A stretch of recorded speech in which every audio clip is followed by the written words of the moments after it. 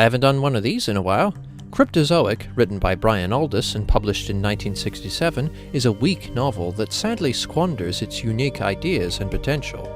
Finding it by chance at a thrift store a few weeks ago, I decided to buy and read it because the premise seemed similar to Kurt Vonnegut's Slaughterhouse-Five, which is one of my favorite novels and films. Cryptozoic follows Edward Bush, an artist from the 2090s who spends most of his time mind-traveling, or journeying through Earth's past via his brain. When new ideas about time and time travel come into play, Bush finds himself caught up in a new totalitarian regime upon his return to 2093, and is enlisted by this regime to stamp out those ideas before they become a problem. I enjoyed the evocative prose in Cryptozoic, which develops the intriguing scenarios Bush comes across and Aldiss's ideas about time travel. In the future world of the novel, mind travelers use a drug called CSD, subtle, to displace their consciousnesses into other time periods, with earlier eons being easier to reach than later ones.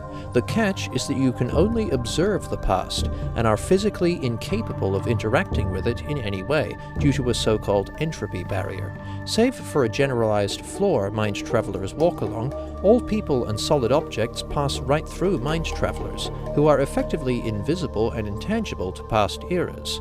This is a clever idea that conveniently rules out the paradoxes inherent in most time travel fiction, and it creates a starkly surreal atmosphere of time as a silent landscape blank to all senses save for the eyes, a place simultaneously unreachable and all around the travelers. In the initial chapters, with Bush as a listless nomad struggling to make new paintings, he drops into a rustic settlement in the Jurassic period. Colonies in Earth's past is an idea I myself considered in my own fiction, and it's nice to see it executed in Aldiss's novel, especially for the resourceful, doggedly optimistic impression they carry. It's heartening to see how the basics of life, food, drink, comfort, sex, remain unchanged in even the most outlandish of settings. It's also interesting to note how mind travelers from time periods other than Bush's, 2093, are more hazy and indistinct to him the further away their origin points are from him due to the entropy barrier. If Cryptozoic had remained a somber exploration of time travel rules and Bush's reaction to his travels, then it might have been a great novel, but it all falls apart in any human conflict and in the characters themselves. Bush is a self-centered, paranoid main character prone to rash misjudgments, but is too bland to be a decent anti-hero. Aldiss doesn't appear to think very highly of women, as every female character is written simplistically with moderately offensive emphasis on their appearance, their womanly roles, or how they don't fit with them, and how women are untrustworthy and too different from men. I strongly disapproved of this cynical perspective of women, which is embodied by Bush's love interest Anne, who is a crabby femme fatale of sorts, alternating flippantly from lustful adoration to condescending distance. The totalitarianism subplot, in which Bush, upon his return to the present, is forced into military training and assigned to kill dissident time scientist Silverstone, carries very little impact or stakes, serving as only the bridge from one journey to another. The glimpses we and Bush are given into the arduous life of the 1930s Bush family, as they weather deprivation and family tragedy, is solemnly poignant but of little consequence to the overall narrative, and casually breaks the rules of time travel range that Aldiss had established before. While Aldiss is skilled at writing descriptions of animals and environments, including elegant accounts of lungfish in the Devonian, lumbering sauropods in the Jurassic, and, later on, the semi-formed structures in the way-back Precambrian predicting the life forms to come, Aldiss's dialogue is clunky, meandering, flat, and way too long. Nearly all of the dialogue feels like a lecture or a contrived remark. And the ending of Cryptozoic is terrible. After finding Silverstone in 1850s Buckingham Palace, Bush allies himself with him, and after they travel back to the Hadean era, the molten period of Earth's formation, Silverstone reveals his theory of time that made the present-day Gleason regime so nervous.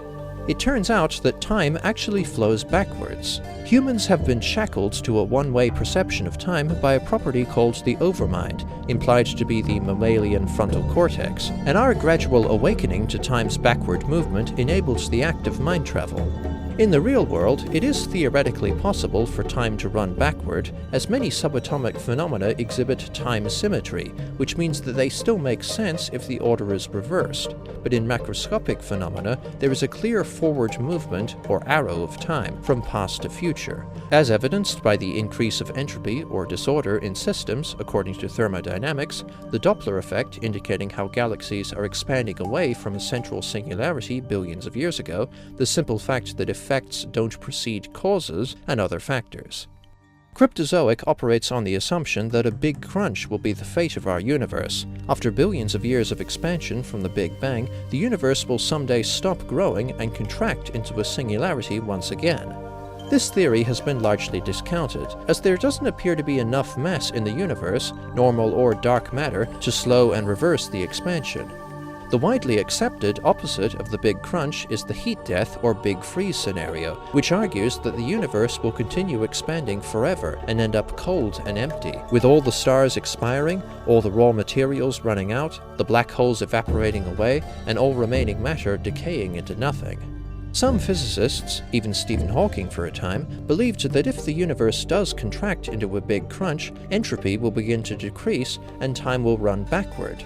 I personally don't see any reason why that should be the case, or why a contracting universe would result in lowered entropy/disorder. If time is linked to thermodynamics, in that an increase in entropy corresponds to a later point in time, then a smaller, cramped, hotter universe, leading to a big crunch, would contain greater entropy, not lesser entropy, so time would continue as normal. The reversal of time in a big crunch scenario is a legitimate theory, one that I and most physicists just disagree with, but it feels like absolute bullshit in Cryptozoic. Aldous is trying so hard to be poetic, but Silverstone's sermon about time's backward passage is overwhelmingly silly and pretentious.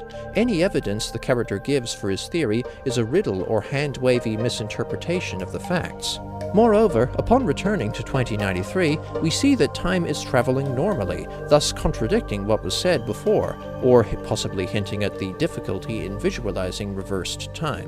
Granted, the novel never confirms if Silverstone is correct, and so he and his followers could just be a pseudo-scientific cult, but the waffly nonsense in the conclusion was still extremely tiresome to read. Cryptozoic is kind of crap. It has some striking imagery and clever ideas about time travel, but they're smothered by dull, overbearing characters, atrocious dialogue, a lukewarm conflict and pacing, inconsistent rules, and some terribly contrived insights at the end. Cryptozoic earns 2 stars out of 5. Thanks for watching. Cheers.